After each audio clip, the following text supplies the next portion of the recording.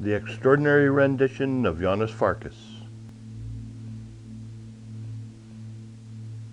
Chapter 51.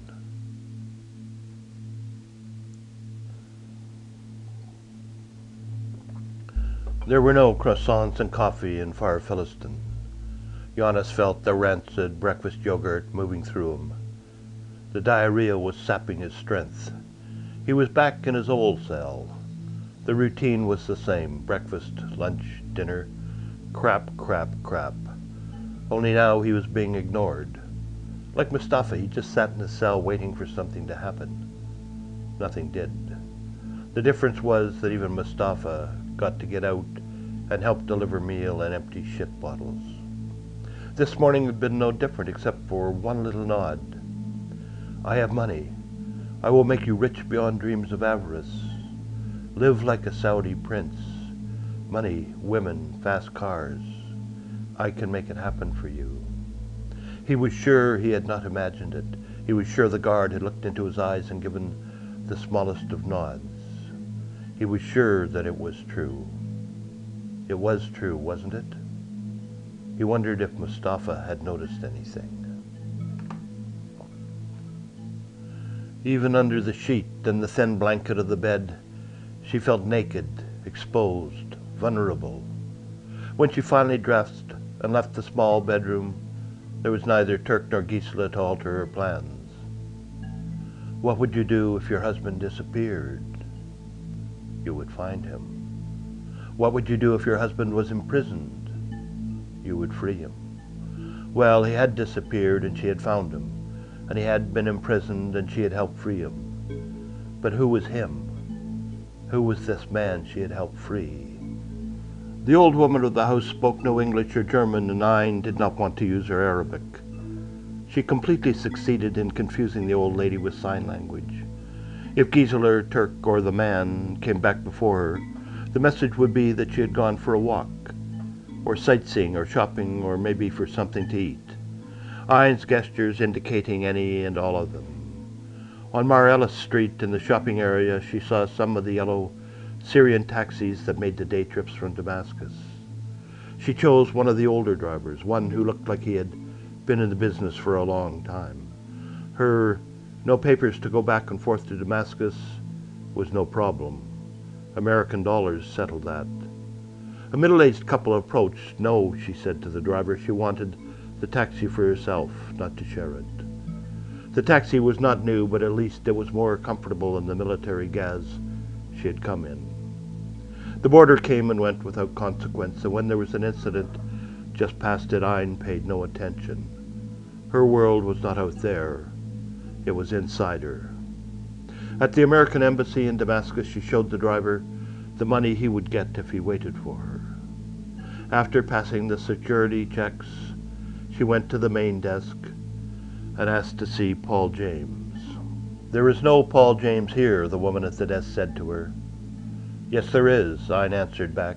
"He is one of the people in charge here." "No, there is no Paul James here. He was transferred from Berlin not long ago, about a week. We have had no new transfers recently. I saw him here. I met him here 2 days ago. Paul James. How do you spell it?" "Paul with a P and James with a J," Ayn said facetiously. "How do you think you spell it? Don't get snarky with me, lady." I'm sorry, Ayn replied. It's just that my husband is in jail here in Damascus, and well, a man here called Paul James helped me see him." "Well," the woman replied, "I shouldn't really do this, but have a look at our list. See, there is no Paul James here. But listen, if your husband is in jail here, there will be someone in the embassy who can help. You are an American citizen, aren't you?" Ayn nodded. "And of course your husband is too." Ayn shook her head. "He's not?" "He's Bosnian." "Oh, I see," the woman replied. "Bosnian." There was a silence between them, each waiting for the other to say or do something. Finally, the desk clerk said, "I'll see what I can do." She dialed a number. I have a lady here who says her husband is in a Syrian jail. Uh-huh, that's right. Yes, jail. Yes, she's American. No, he's not. Bosnian, she says he's Bosnian. Yes, I see. What shall I tell her? Hanging up, she said to Ein, he'll see what he can do.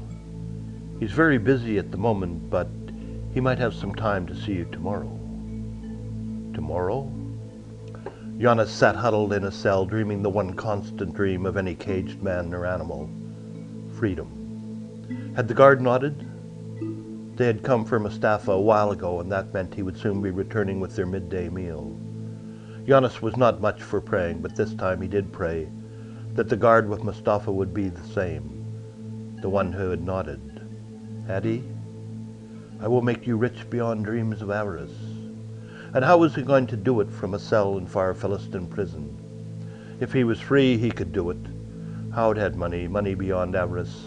Howd would pay the man. He and Howd had been together too much. He knew too much for Howd to deny him this. Howd would pay. But he could not tell the guard that. He could only make the guard promise and hope that he was believed. Mustafa. Yes, Mustafa could back him up. But why should Mustafa be believed? Mustafa, the emptier of shit bottles. Hope fled through him. He needed some symbol of wealth, some token of promise that could be fulfilled. What? He heard the squeak of the food cart and the shuffle of Mustafa's shackled feet. He did not want anticipation to show his hand, so he sat there, huddled under his fetid blanket like a near-dead beggar. Only when the lock clicked and the door began its opening creak did he start to rise. His heart hammered with hope. Yes, it was the same guard. Full of anticipation, he stood back while Mustafa filled his bowl with the bulgur goop. Only when Mustafa bent over to place the bowl on the floor and slide it into the cell did Jnaos lean forward, whispering the words softly, I can make you rich. Rich beyond avarice, money, women, cars. Live like a king. Jnaos was sure the guard nodded, so he repeated, rich like a king, beyond avarice. Mustafa started to rise, but the guard put his hand on his back while shifting himself so that his own body blocked the security camera. How much? He asked. A lot, Jnaos replied. Enough for everything in your dreams. Show me, the guard replied. Show me proof. Jnaos could only answer with a futile smile and a shrug of the shoulders. I need proof, the guard whispered. Without proof, and he returned an equally futile smile and shrug. Jnaos's mind raced. What proof could he provide? What conviction? He can do what he says, a voice said. It was Mustafa. His patron is one of the richest men in the world. Who? The guard asked, still keeping his hand on Mustafa's back so that he couldn't rise.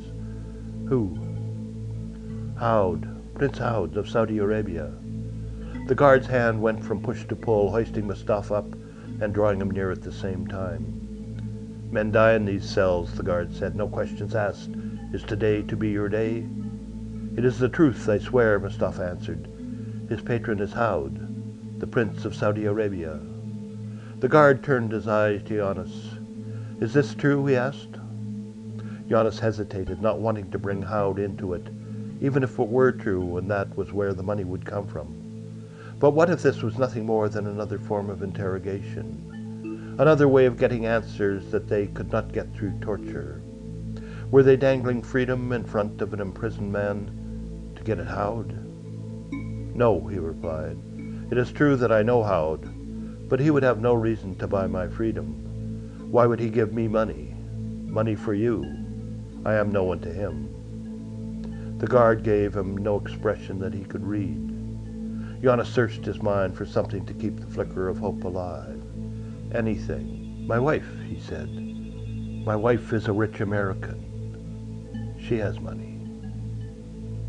That's the end of part 1 of chapter 51.